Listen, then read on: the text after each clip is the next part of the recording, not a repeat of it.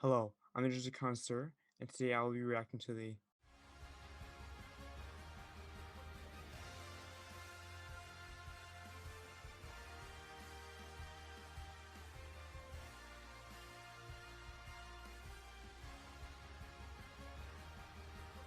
Now, first, let me address the fact that I'm not wearing an Arsenal jersey today in protest of Arsenal's inclusion in the newly formed European Super League, in which I will briefly address at the end of the video.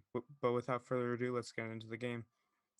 As Arsenal came in to this game against Fulham, and with a very young starting lineup, with the likes of Martin Odegaard and Pierre-Emerick Aubameyang both being out, and Aubameyang having contracted malaria, I really hope he gets better soon.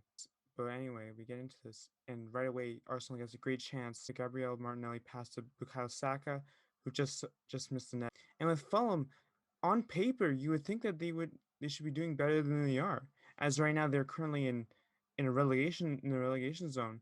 But they have some very good players or quality, such as Alphonso Areola and Ruben Loftus-Cheek, and particularly who I was impressed with, Josh Maja, as Maja would end up having a chance that was threatening in the first half, but didn't amount to anything.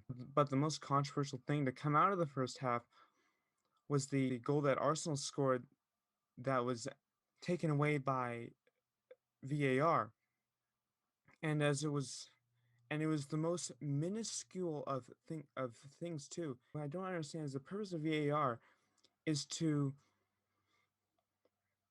correct any egregious mistakes that the referee made and correct them, and that's understandable.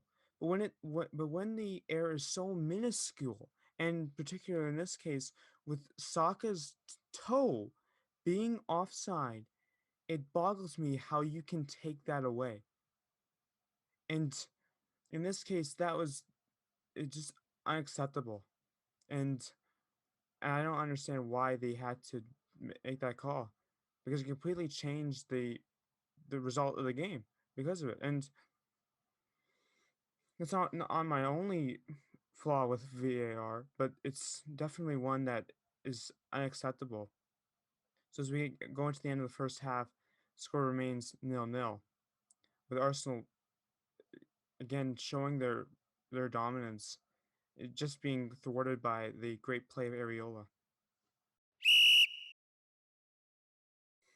As we enter the second half, Arsenal have a great chance about around 10 minutes in, with Bukayo Saka just hitting the ball at the post. And then a couple minutes later, as Fulham finally got into the offensive zone, they would they would wind up being on the receiving end of a penalty, as Gabriel, who has not been on great form ever since the Liverpool game a few weeks ago, was the culprit in giving a penalty to Fulham, which could have been offside according to VAR, but it was ruled not.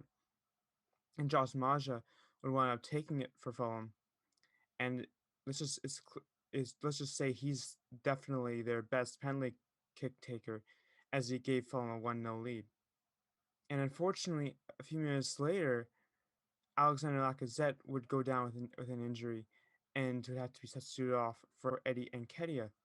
Meanwhile, the likes of Hector Bellerin and Thomas Partey would also be subbed off, and they had average games, I would say. Bellerin had a good chance just before he got substituted off, but nothing more, nothing less with those guys. But regardless, it was very discerning as to how Fulham, how they weren't really dominating the possession, but yet they were leading, and it was very frustrating. The Arsenal kept pushing, and they eventually had a very good chance as off of an Emil Smith Rowe cross to Nicola Pepe that was saved by Areola and cleared as a result. And Arsenal was looking to get one more shot. Additional added time, Gabriel Martinelli had a great chance that Areola saved, resulting in a corner. And through a series of events, Dani Ceballos put in a shot that just so happened to trickle to the feet of Eddie Nketiah, who put it through for Arsenal to equalize.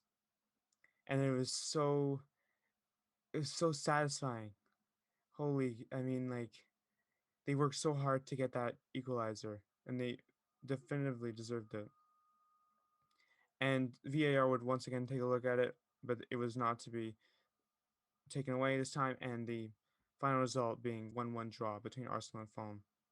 And I thought it was overall a decent performance, but I would say that it was overshadowed by the news that was confirmed a few hours later in their official announcement in joining the newly created European Super League, which is a very controversial topic right now. And as an Arsenal fan, I'm disgusted that they are in have decided to associate themselves with this league, having really not done anything to to deserve their entry into this league, except for their paying their way into it. And it's so despicable that this is a club that is able to talk the talk, but they can't walk the walk. And they just I find the brutal irony in how the same day they tie they the same day they draw a team that's in the relegation zone, they are put into this league with the likes of Barcelona, Real Madrid, Manchester City, and it's disgusting. It's this league is a fantasy. It's something you do as a in it's something you do in FIFA 21 when you're bored. This is not this is not a realistic or practical league, and one of which the player I hope the players realize that too. And seeing the likes of Gary Neville and Ander Herrera and Bruno Fernandes speak out in their dissent toward this league is is relieving that the players are not seeing this as the owners are, and is seeing the game as just a exploitation for their own sake. But anyway, with that out of the way, it like I said, it's embarrassing that they had to tie against this team. And while Fulham is probably better than what their record states, they're still a championship level team, and there's really no hope for Arsenal. As even I have a glimmer of hope every week, and that seems to eradicate as soon as the whistle blows. But so anyway, as they take on Everton in a rare Friday night clash, it'll be interesting to see how they can perform to the level of their competition and hopefully play a little more fluid. So anyway, leave a like, subscribe if you'd like to see more. Come on, you Gunners. Arrivederci.